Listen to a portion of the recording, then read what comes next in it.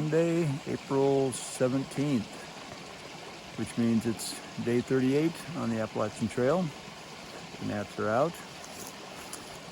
I left Erwin, Tennessee this morning. Well, actually this afternoon. I didn't leave Uncle Johnny's hostel until about 12:30. Took my time. I was working on videos. Only got a couple of them uploaded to YouTube, so a little bit of a delay. I got a bunch of them edited, but it just takes a little bit extra time to get the music added and text labeling and all that sort of thing to upload them to YouTube then as well.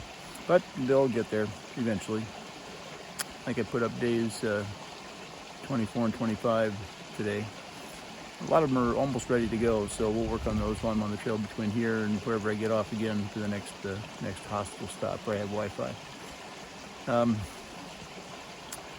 We had some trouble at Uncle Johnny's. He had some septic issues and had to close the bathroom, turn the water off. And so pretty much all day yesterday, I was able to get a shower in before that all happened. I was lucky.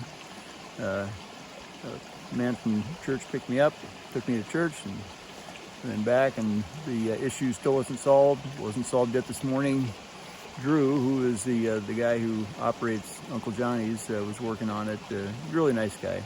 Gave everybody a discount for their stay because the bathhouse wasn't open, and so it was tolerable. But was able to resupply on Saturday, and then get back on trail today. Took a 0 day yesterday, and got some other hikers coming through behind me, so we'll catch up a little bit more later, and I think I might even just sit here and stop this video and then start a different one to answer one of the other questions, which I haven't gotten to in the last few days. So we'll share more thoughts on today as well as we go along. It's Patriarch saying stay green and keep growing. Okay, let's take time to answer one of the other questions. The second question had to do with what are the hardest things that you're experiencing that you had not anticipated on the trail, or something like that. I'm going to expand that just a little bit and just talk about the hard things on the trail and a couple of things that I wasn't anticipating.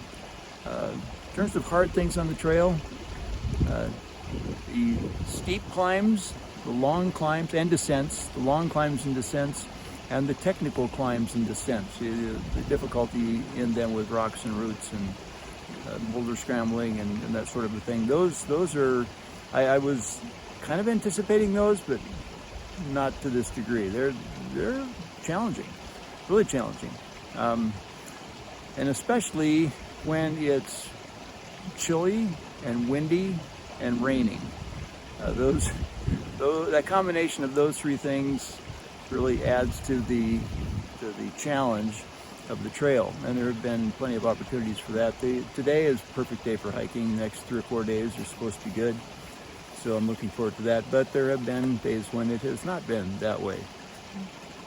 Unanticipated challenges that have come up are the seemingly endless climbs to get to a shelter on the trail. I'm not sure why that is. Maybe it's just the end of the day and your mind is worn out as well as your body, and it seems like it takes forever to climb that last hill to get to the shelter. And then you actually almost always peak the hill and then go over and down a little bit to the next one. At least going northbound seems to always be the case. But mentally challenging, and physically as well, but mostly mentally, because you're thinking, where is this stupid shelter? Why is it not showing up? You keep checking far out on the navigation app, and it's like, 0.2 miles, 0.1 mile, and I'm not sure what measure they use for that, but boy, it seems like a lot further than that when you're climbing. So that's one of the unanticipated challenges. Another one is the ability to estimate how long it's going to take to travel from one point to another. And because you can look at the map, you can see the elevation profile and think you have somewhat of an idea, or look at the other topographical map and can have an idea of where the switchbacks are going to be. But that doesn't always help a lot. It can give you some idea. I'm averaging probably 1.5 miles an hour. when you're going downhill, you can get 2, maybe a little bit more. But for me, it's averages out to about that in a day. Anyway, as my legs get stronger, and I feel really refreshed today. My legs feel good. But I'm reminded of the quote in one of Stephen Covey's books, one of his habits books, 7 Habits of Highly Effective People or 7 Habits of Highly Effective Leaders. I'm not sure which one it's in. But he made the statement, the map is not the territory. Yeah, was he right? I think I made that statement back in one of my videos when I was doing the Superior Hiking Trail as well. The map is certainly not the territory. You can look at the map, get an idea of some aspects of it, but until you're in the territory itself, until you're on the trail, you have no idea what level of difficulty it's going to be, how long it's going to take. Is it technical? Is it rocky? Is it steep? You know, you can tell a little bit of the steepness, but even then, it varies on the trail. So being able to estimate the amount of time to travel from one place to the next has been harder than I had anticipated. It makes planning really hard, well, nearly impossible. You just keep hiking until you either get there or you find a stealth spot like I did a couple of nights in a row here, and you just camp there for the night. And so that's one of the things that's been really tough. The other point that I wanted to make was a few years ago I went up to listen to Scott Jurek, who was an ultra distance runner who at one time, at least for a year anyway, had the FKT, the fastest known time on the Appalachian Trail. And he talked at the REI store up there in Bloomington, Minnesota, talked about his book called North, and his experience of hiking the Appalachian Trail. And I had a couple of books. I actually won one of the books for that night in the drawing, and which I never do. And I had one other of his books, Eat and Run, I think was the name of it, that had been given to me by some very caring colleagues when I was recovering from surgery of some kind. Anyway, so I took that book up with me, and he autographed them for me. He's taller than I expected. He's a tall guy.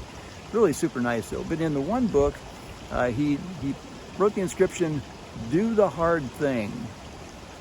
And evidently this was advice from his mother as well, but he said, do the hard thing. And if you come on any of the long trails, and the Appalachian Trail included, there's going to be hard things to do. Do the hard thing. I was talking with another hiker this morning, sleepwalker. He was a emergency responder, a firefighter that got trapped in the towers when they collapsed in 9/11. And it took him 20 some years to finally find a therapist that could help him out. But he's out here on the trail trying to work through some of those issues from 20 plus years ago. But he's doing the hard thing, and he's finding that it helps him to really reset. So if you're having struggles with something, do the hard thing. Make it happen. All right, that's it for trail advice today and answers to the questions. We'll probably get another one tomorrow if I can. Should be able to. Other than that, this is Patriarch pushing on.